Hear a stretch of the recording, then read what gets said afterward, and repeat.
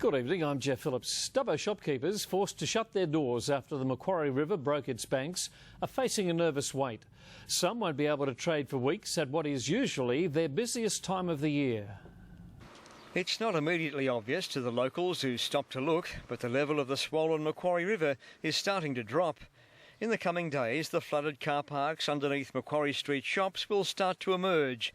But in the meantime, shopkeepers are doing it tough. Dubbo businesses are doing the best they can. This one's definitely open for business. It's the Mitre 10 hardware store.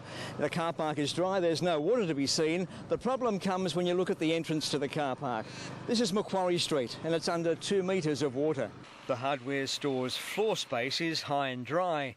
The problem, apart from the lack of car access, is that the electricity box is flooded. It's very disheartening what's occurred at the moment, and yeah, it's going to cost us hundreds of thousands, unfortunately, not being able to trade at the moment, and people are coming and get access to the place and get our Christmas gifts, but not much you can do about it, and you just got to live with it and get on with it and do what we can do.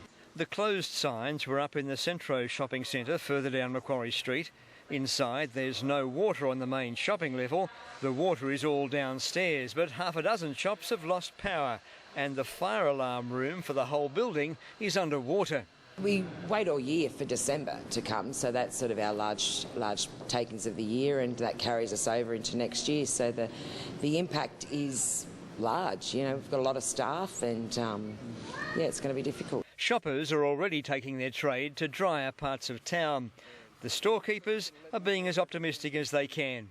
Retailers will make it up to a reasonable degree. Yeah, it's tough times, but strong business will bounce back and jobs should be safe, in my opinion. The river is already receding, but once it's gone, how long it will take electricals to dry out and then be repaired is anyone's guess.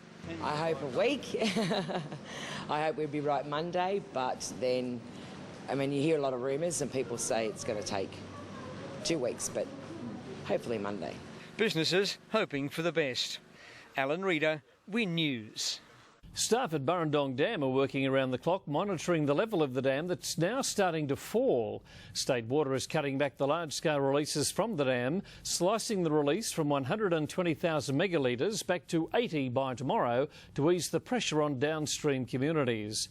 The amount of water flowing into the dam from heavy rain in the Mudgee and Bathurst areas is now also starting to ease. Today, inflows dropped back to 55,000 megalitres, down from the 80,000 megalitres on Monday. Meanwhile, Wyangla Dam is at its highest level in years, passing the half-full mark this week. State Water says for one of the state's biggest dams, it's a considerable milestone. This is Wyangla Dam in the same month last year when it was sadly down to under 5% capacity. Today it's looking more like it should, with the water getting close to reaching the watermark seen on the pylons. Inflows coming from the Crookhall-Goulburn area are having a big impact on the dam, pouring water in at a rate of just over 9,000 megalitres a day. With only 20 meg being released a day, the capacity of the dam is just short of 60%, climbing to a milestone 57.7% today for the first time in 10 years. While it's not at capacity like many other dams around the region, State Water says the area simply hasn't had the rainfall to rival that of what's been recorded in the Burrendong catchment. And for one of the biggest dams in the state, it's still a significant amount of water. Virtually all our dams, with a few exceptions, are actually full at 100% of capacity. Wyangla's at 57%, and considering it was as low as 7% in July, 5% in February, that's still a phenomenal turnaround, and certainly bodes well for the community and industry and environment downstream. Locals say many of the landmarks that were visible for over 10 years are now completely submerged underwater. I was down here on Saturday and the pylons of the old bridge were still visible by about 300 or 400 mil. They're totally underwater today. It's gone up 11.1% in the last 4 days, and that's incredible. The new managers to the tourist park are amazed by the huge difference in water levels they've witnessed since they started. Both myself and the new manager, Peter Brown, we both arrived mid-year and it hasn't stopped raining.